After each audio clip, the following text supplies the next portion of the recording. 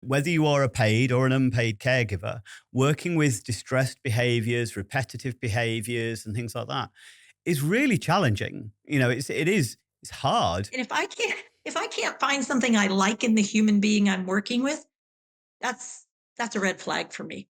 When I say to you, so tell me what you still like about the person you're working with. And there's a long pause. And this is where family members will often say, well, I love them and I promised I'd always take care. And it's like, I know you do, or you wouldn't be doing it. But that's not what I asked. I asked what you like.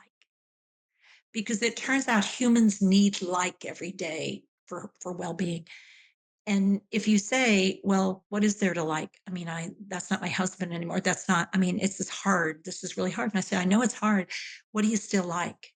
And when the answer is, I don't know, it's definitely time. Pause, take a time out, break, send someone else. I mean, we need something there to give some space so I can sort of figure out what do I like.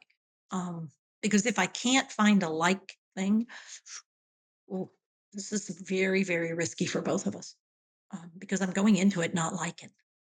That's really important. Yeah. I've made a note of that, Deepa, because that needs that's an important I mean, it's point one of my ahead of early me. questions with care is tell me what you still like about, what you like about your person. And there's usually a pause, a little bit of a pause. It's like people don't ask people that. It's like I think it's super important. What do you like?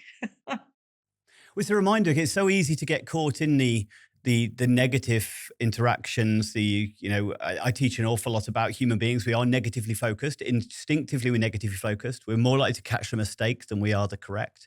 So again, it's forcing that mindset, isn't it? As far as finding the bit. What do you still value? What do you still appreciate? What do you still enjoy? But that must be a very hard thing to confront for family, particularly as you said. It's sometimes they're sticking with it for duty. Usually it results in distress because it's the first time somebody's asked them, what do you still like? And they realize I don't.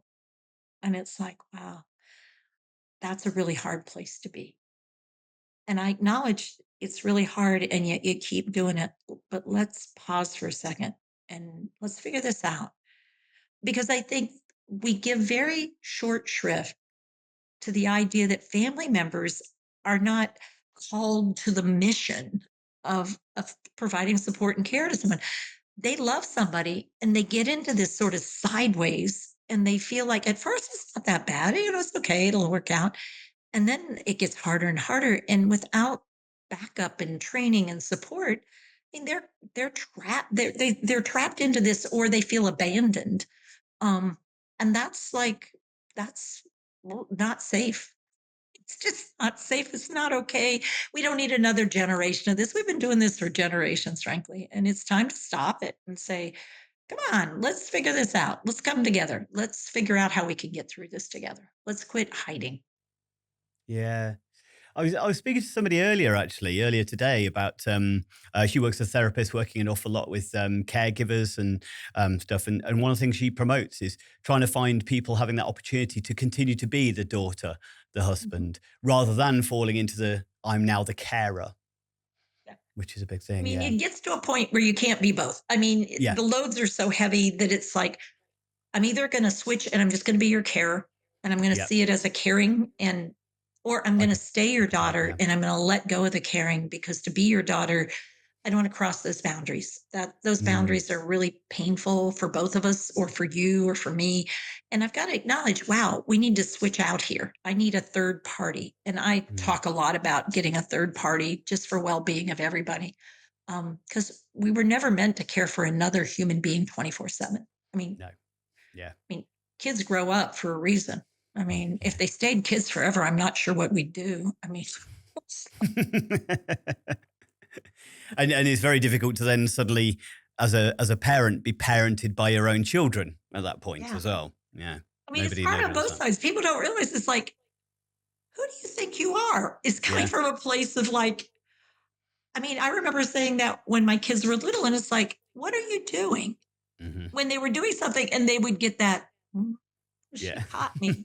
But there's a difference when I'm making a cake and it's like, aha, out of mud and flour, and Hmm. there is a trail from the cabinet, and I had no idea that you were going to do that.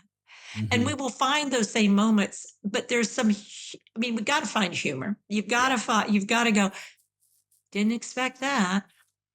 Mm. Yeah.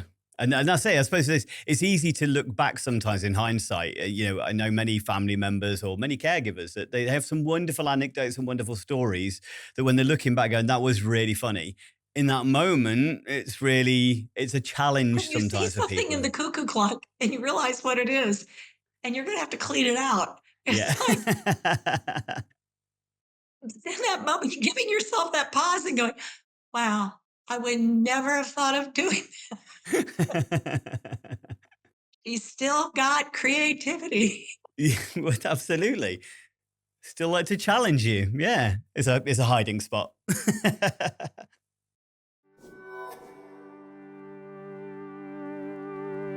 Let me ask you a question. Do you ever find the pressures of supporting, teaching, or caring for someone else overwhelming and wish you had access to more support and information? The Able to Care podcast, in connection with Able Training, has created the ablehub.uk, where for less than the price of a coffee a week, you can access exclusive podcast content, resources, events, and over 45 certified online courses, covering topics like self-care, understanding dementia, neurodiversity, first aid, conflict management, financial advice, and so much more, with new content and courses being added each month.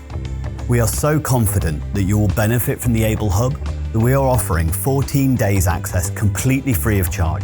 No contract, cancel anytime. Become part of the ablehub.uk community and gain the support, knowledge, and resources you deserve. Don't struggle alone. Be able. Find the link in the description.